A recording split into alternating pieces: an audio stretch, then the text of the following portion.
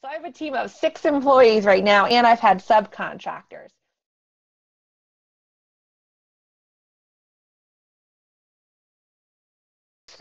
And at the end of each class, there is going to be some homework assignments for you to complete because we will have those great action steps. So you're feeling like you're able to accomplish some of these steps as you're exploring running your practice.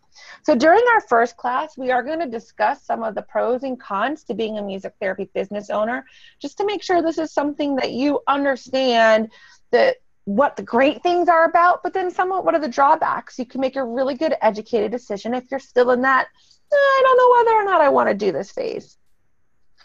We're also going to go through some of the basics of getting set up. So that it will include talking about how to find a good attorney, find a good accountant, different types of insurances that you might want to carry.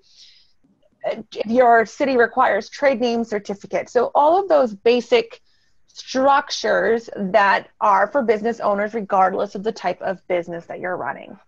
We're also going to be looking at setting up your values and your mission statement because those are going to play a large part of your marketing and also help you communicate to your clients, remind yourself, and as you grow a team down the road, if that's what you'd like to do, help keep everyone unified in their approach on how they're providing services.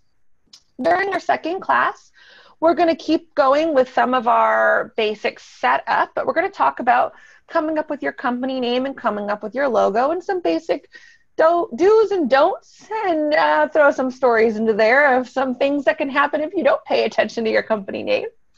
We're going to talk about basic information that goes into your contracts. That's just a general go-to regardless of the population that you're working with. And we're going to speak about billing, general billing practices.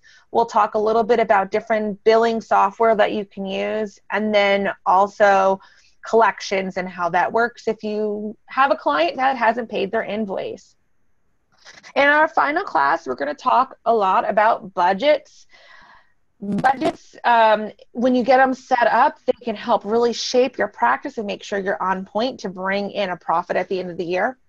We're also going to talk about branding and how branding goes beyond just your logo and your mission statement and those sorts of things. We're going to get into some good general practices regarding networking. And finally, we're going to look at our code of ethics through the AMTA and how those ethics play a role within our private practice. As you see in each one of our classes, there are going to be assignments, like I said. We're going to have opportunities to get feedback on those assignments as well, and those are going to build into each one of our classes. So by the time you're finished with this course, you should have good foundation to your practice and also have ideas on next steps going beyond for the next several months after you are finished this course.